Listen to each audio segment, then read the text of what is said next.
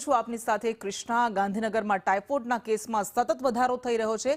ગાંધીનગરમાં ટાઇફોઇડના કેસ વધીને 132 થઈ ગયા છે અને 7 દર્દીઓને ડિસ્ચાર્જ કરવામાં આવ્યા। ગાંધીનગર મનપા વિસ્તારમાં 75 ટીમ દ્વારા સતત સર્વેલન્સ કરવામાં આવી રહ્યું છે।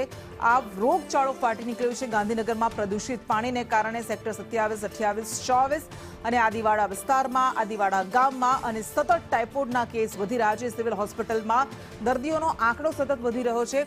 અત્યારે ટાઇફોઇડના કેસ વધીને 135 જેટલા થઈ ગયા છે। 7 દર્દીઓને ડિસ્ચાર્જ કરવામાં આવે છે। ગાંધીનગર મનપા વિસ્તારમાં 75 ટીમ દ્વારા સતત સર્વેલન્સ કરવામાં આવી રહ્યું છે। ટાઇફોઇડના 132 કેસ નોંધાયા છે અને ઘણા બધા એવા દર્દી છે કે અન્ય પ્રાઇવેટ હોસ્પિટલ્સમાં, ખાનગી હોસ્પિટલમાં પણ સારવાર લઈ ચૂક્યા હોય। આ ઉપરાંત ઘણા એવા પણ દર્દીઓ છે કે જેઓ બીમાર છે, તાવથી પીડાઈ રહ્યા છે પરંતુ ઘરે જ સારવાર લઈ રહ્યા છે। એમાં મોટા ભાગના 8 દર્દીઓમાં બાળકો છે, 16 વર્ષની ઉંમરથી નીચેના બાળકો છે। જોકે હજુ સુધી મોટી વાત એ છે કે પાઇપલાઇનમાં જે લીકેજ છે એ નથી શોધી શકાયો। ગાંધીનગરના મુખ્ય 4 એવા વિસ્તાર છે કે જ્યાં દૂષિત પાણીનો કહેર મચ્યો છે।